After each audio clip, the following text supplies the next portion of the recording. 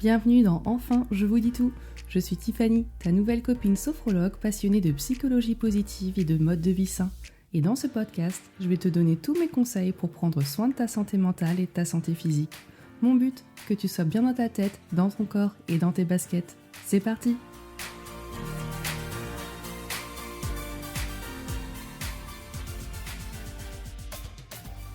Hello à tous! Je vous retrouve aujourd'hui pour un épisode consacré au pouvoir des petits pas. Alors, qu'est-ce que c'est que ça, tu vas me dire ? C'est en fait le fait de faire chaque chose après l'autre et les changements que tu mets dans ta vie, les intégrer progressivement les uns après les autres. Le but en fait, de pas révolutionner d'un coup tout ce que tu veux changer dans ta vie parce que tu as décidé que ce matin, tu t'es levé du mauvais pied et qu'il n'y a absolument rien qui va. Et du coup, tu vas révolutionner ton alimentation en mangeant hyper sainement tous les jours, en te faisant un coup de pied aux fesses pour te remettre au sport. Et alors que tu n'en faisais jamais, d'un coup, tu vas aller courir 3 fois par semaine. Tu vas être bien dans ta tête en t'entourant de personnes super positives et délaissant les autres. Tout ça, tous ces changements, ils sont super sur le papier. Mais tout d'un coup, c'est la catastrophe assurée. Donc en fait cet épisode est là pour faire les choses correctement ou en tout cas te faire rendre compte finalement que des fois on n'a pas besoin de tout révolutionner pour sentir un bien-être dans sa vie tout de suite. Et ça c'est super important d'en prendre connaissance. On a souvent l'impression, et c'est biaisé, c'est ce qu'on voit sur les réseaux, que la vie des autres est parfaite, qu'ils font toujours mieux que nous, que c'est toujours mieux amené, mieux fait, que les résultats sont là, et que nous, quand on veut faire quelque chose, ça marche pas. On n'a pas l'énergie, ou bien on l'a pendant un moment, mais après on se démotive.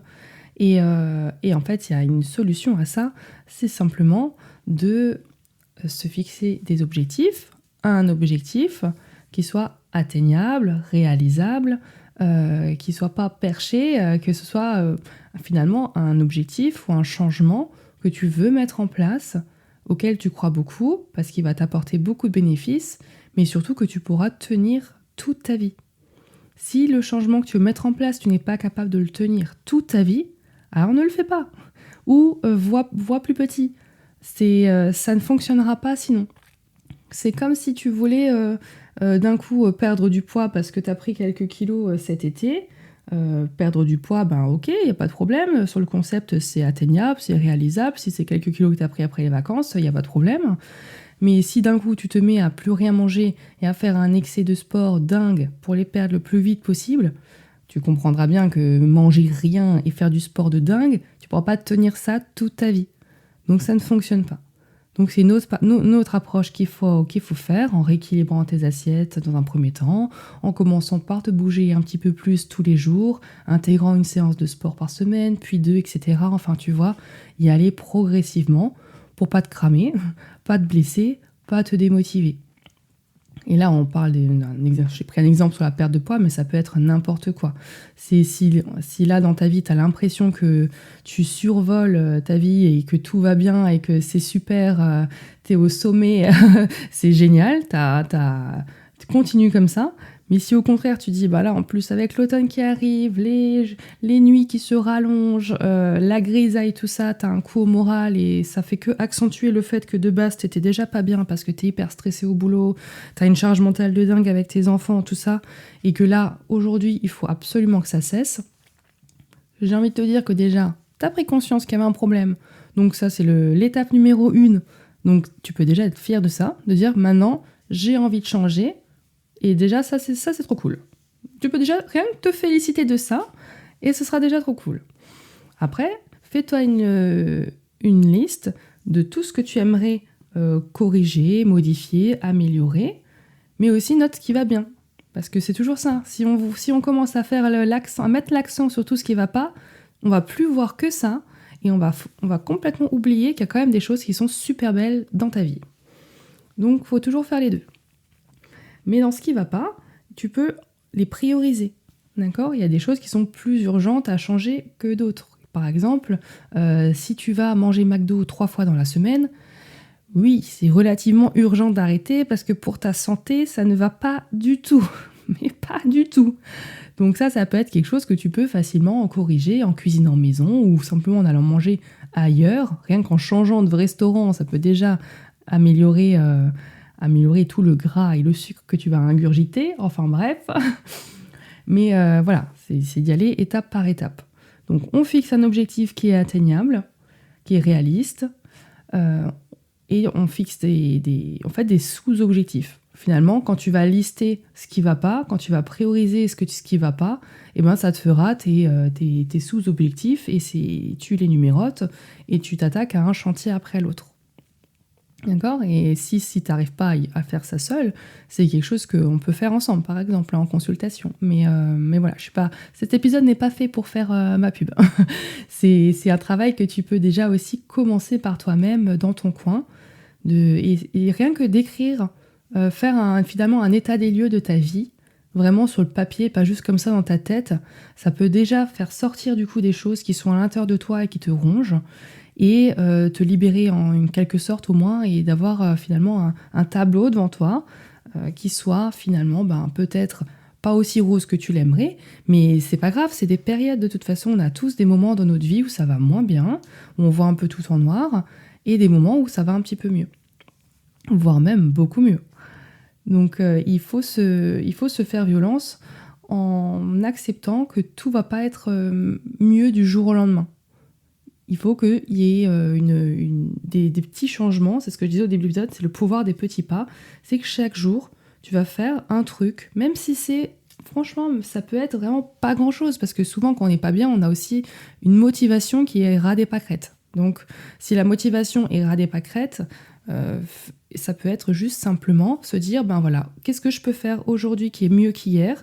Je peux peut-être lire 5 pages d'un livre, parce que ça fait longtemps que je dis que j'ai envie de lire, mais je me prends jamais le temps. Et je commence par 5 pages, ou un chapitre. Ce sera toujours mieux que la veille, parce que la veille, j'ai pas lu du tout. Donc aujourd'hui, je vais lire un peu plus. Ou au contraire, j'ai du mal à me mettre à faire le ménage de ma maison, parce que c'est une corvée de ouf pour tout nettoyer, c'est une charge mentale dingue. Qu'est-ce que je fais aujourd'hui ? Aujourd'hui, je nettoie la salle de bain. Voilà, c'est tout. C'est un petit pas, et demain, je verrai la suite, et je m'organise différemment. Mais pour que tu vois que finalement, jour après jour, il y a un petit truc de plus qui a été fait, et un petit truc de plus qui est en moins dans ta charge mentale, et qui te dit que finalement, ça n'a pas pris beaucoup de temps. L'effort était quand même minime par rapport à la satisfaction que ça t'a procuré de l'avoir fait. Donc ça peut être cuisiner un repas qui te fait plaisir, que tu n'as pas fait depuis longtemps, prendre le temps, parce qu'il a nécessité plus de préparation qu'un autre et tu ne te prends jamais le temps de le faire. Ça peut être aller faire une séance de sport, même si la séance, au début, elle dure que 10 minutes, c'est pas grave. Hier, tu avais fait 0, donc aujourd'hui, si tu fais 10 minutes, c'est déjà super. Et tu feras peut-être 20 minutes dans 3 jours, et la semaine prochaine, une demi-heure. Je dis ça complètement au hasard, mais c'est pour que tu comprennes qu'il n'y a pas de petits efforts. Il n'y a pas. C'est toujours mieux que de rien faire. Et à chaque fois que tu fais quelque chose soit qui te sort de ta zone de confort, soit qui te remet en action simplement, sois fier de toi. Tu te dis, là c'est chouette, là c'est super, je me suis mis un coup de pied aux fesses, j'ai fait un truc, franchement, j'ai procrastiné pendant très longtemps, mais maintenant je m'y mets parce que j'ai finalement cet objectif à long terme, l'objectif qu'il faudra que tu définisses. Je l'ai en ligne de mire, mais pour l'atteindre, c'est pas tout de suite, c'est pas grave, mais au quotidien, je fais des choses qui sont bien pour ma santé mentale, ma santé physique, ma famille, mon environnement. D'accord ? Donc ça, c'est vraiment, vraiment très très puissant au final. Et comme dit, ça peut être juste lire un livre, se mettre un instant au calme, faire une sieste, même si tu es fatigué, tu as envie de faire une sieste, tu fais une sieste, on ne procrastine pas ta sieste. Tu fais enfin les choses que tu as envie pour te faire plaisir, même si c'est très très court. Même ça peut être juste, t'as une copine que tu n'as pas vue depuis longtemps, parce que tu n'avais pas le temps de lui proposer de l'inviter à la maison ou d'aller faire un resto, mais envoie au moins un message si jamais tu l'appelles pas. Au moins prends des nouvelles de tes proches, va rendre visite à ta grand-mère que tu vois pas souvent, c'est pas long, c'est juste en coup de vent, en rentrant du travail par exemple, mais c'est pas grave. C'est aussi le lien social à entretenir. Ça fait partie des petites choses au quotidien qui font beaucoup de bien, beaucoup de plaisir à toi, mais aussi à l'autre, évidemment. Donc c'est gagnant-gagnant. Voilà. Donc tu peux aussi te réserver des plages comme ça, même si c'est juste 10 minutes ou 15 minutes par jour. Tu te mets ce quart d'heure dans ta routine quotidienne, même si pour l'instant, tu trouves qu'elle n'est pas idéale, cette routine, parce que tu te sens pas hyper bien dans ta vie tout de suite. C'est pas grave. Comme dit, tu la révolutionnes pas tout de suite d'un coup, c'est en cours de changement. Mais dans cette routine, tu peux déjà faire un pas en réservant, en bloquant un quart d'heure avec toi-même, tous les jours. Et ce quart d'heure, tu l'utilises à ta guise, mais c'est un moment, au moins un quart d'heure, juste pour toi, pour faire un petit peu de sport, aller marcher, cuisiner un truc qui te fait plaisir, juste prendre ton café, ce que tu veux, prendre des nouvelles d'un proche. Et c'est un moment que déjà tu n'avais pas fait hier. Donc déjà, si déjà tu mets ça en place aujourd'hui, un moment bloqué, ce sera déjà super bien et ce sera un petit pas de plus. Et je le rappelle, je l'avais dit dans un épisode sur la gratitude, je crois, tu peux noter aussi tous les jours les choses, 3 choses qui t'ont plu dans la journée, 3 belles choses que tu as aimées. Ça peut être aussi anodin que boire son café ou voir ses enfants sourire ou jouer avec eux à un jeu qu'un plus grand résultat si tu as atteint ton objectif ou même un des sous-objectifs que tu as listés. Tu le notes dedans, bien sûr, mais ça peut être des toutes petites choses. Voir, tu as vu un arc-en-ciel et tu t'es émerveillé, oui, tu peux le noter, c'était un bon moment. Et ça, prends l'habitude de le faire. C'est très très puissant de se noter, d'être pleine de gratitude et de reconnaissance pour chaque journée. Parce que rappelle-toi que tout le monde n'a pas la chance de vivre des journées comme les tiennes. D'accord ? On peut aussi se dire ça. C'est-à-dire qu'on n'est pas trop mal lotis là, ici. D'accord ? Même si tout n'est pas parfait dans nos vies, ça va. Ça va quand même par rapport à d'autres ou par rapport à ceux qui sont plus là ou qui vivent dans d'autres pays où il y a la guerre, où il y a la famine, des maladies horribles, enfin voilà. Là, au final, si tu as un toit sur la tête, tu as de la chance d'avoir un travail pas trop mal et une famille, des gens qui te soutiennent, qui t'entourent, c'est déjà à noter dans ton carnet du soir. Voilà. Je te laisse ici pour cet épisode et je te dis à la semaine prochaine.